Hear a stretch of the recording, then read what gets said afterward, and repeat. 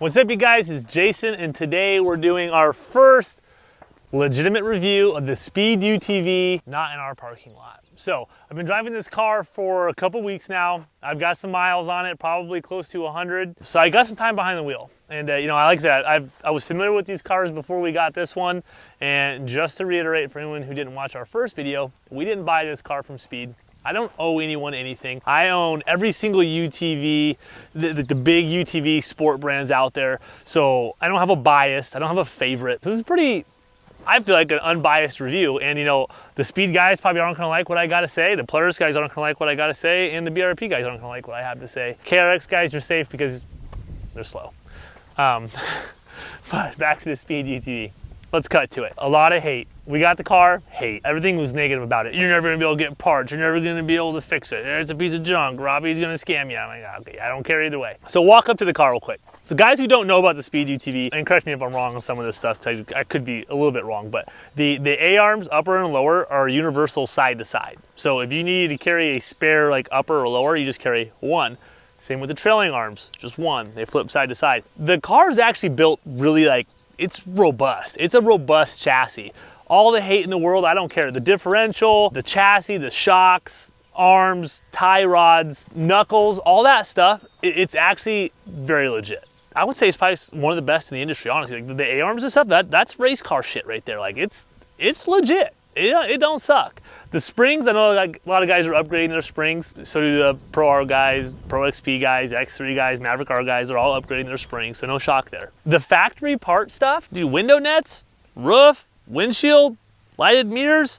That's a full UHMW skid plate. Like that's all factory stuff. Like the stuff that you'd be buying, the common aftermarket upgrades are already on the car, and they're legit. Like the window nets, they're not for everybody. You don't gotta click that option when you buy these cars. I'm glad that this one did have it because I think window nets are awesome.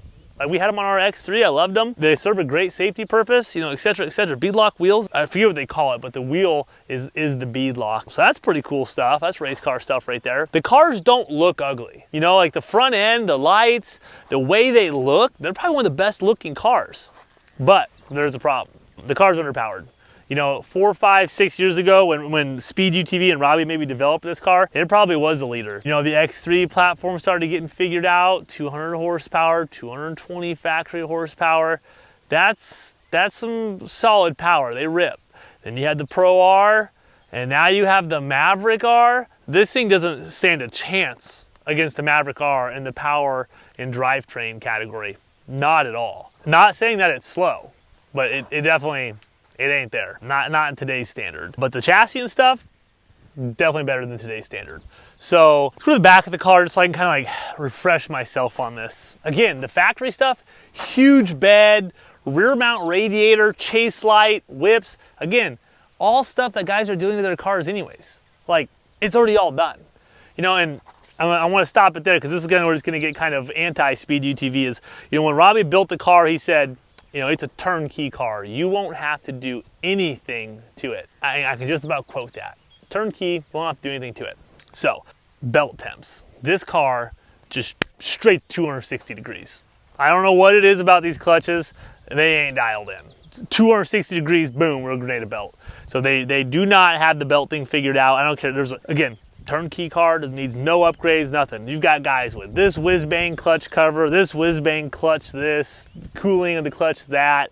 You know, we build clutch fans, you know, so you know, coming from a guy who develops clutch fans for UTVs, this thing runs hot, like extremely hot. Then they say, well, take off your clutch cover, Jason. And it's like, what if I don't want to remove the clutch cover? Like, shouldn't it be able to run with the clutch cover on just fine? Like, it's a turnkey car that needs no upgrades at all. You know, we're out here in wet, muddy conditions. We kind of need the clutch cover on sometimes. So I wasn't really jiving with the whole clutch thing. You know, we did have a clutch issue with the car. Or the very first video, we slammed it down in the brakes and it came to a really abrupt stop and then it died. It was actually the primary clutch. So pause there. You got all the hate on the internet. You'll never be able to get parts. You'll never be able to fix this. Dude, the warranty process? We're in Omaha, Nebraska. They're in Anaheim, California, and Havasu City, Lake Havasu, Arizona. And everyone's like, you'll never be able to get warranty. Good luck driving 1,600 miles to get it fixed. No, dude, we sent them the clutch.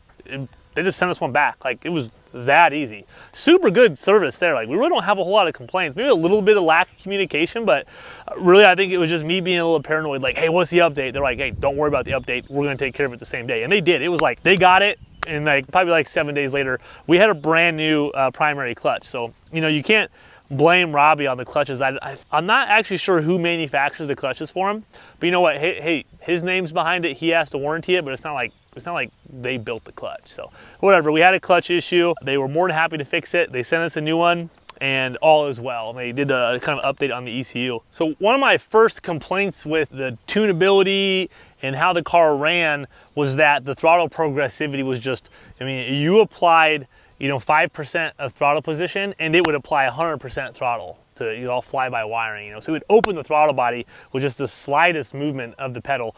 And what that would do is if you were driving, like, just say down a road, a paved road, you would just barely touch the pedal. It would, you couldn't get it to just cruise. And unbeknownst to me, they already had an update for all that. So I sent them the ECU and this little BCU or BCM that's in the front, pretty much 2 ECUs. Sent them both out there, they reflashed it, sent it all back. The car actually drives way better. I'm definitely happy with that. So yeah, I think I've covered pretty much everything this far. I mean, we haven't had any other issues with the car. We have exhaust. The next video that you see of the Speed UTV will be an exhaust video. We'll have 3 mid pipes and 2 mufflers that we'll be releasing for this car and some other parts too. So as far as a review of the car, dude, I really don't have any complaints other than the fact that it high belt temps and, you know, in today's standard, I feel like it's low on power, but the transmission and the front differential, that stuff's, I think that's all there. They just need a new power plant. Like, I think that a turbocharged Pro R motor would just be so mint in this thing. Oh my God, can you imagine the amount of drama we would cause if we did something like that? We need to send like this car to LaRue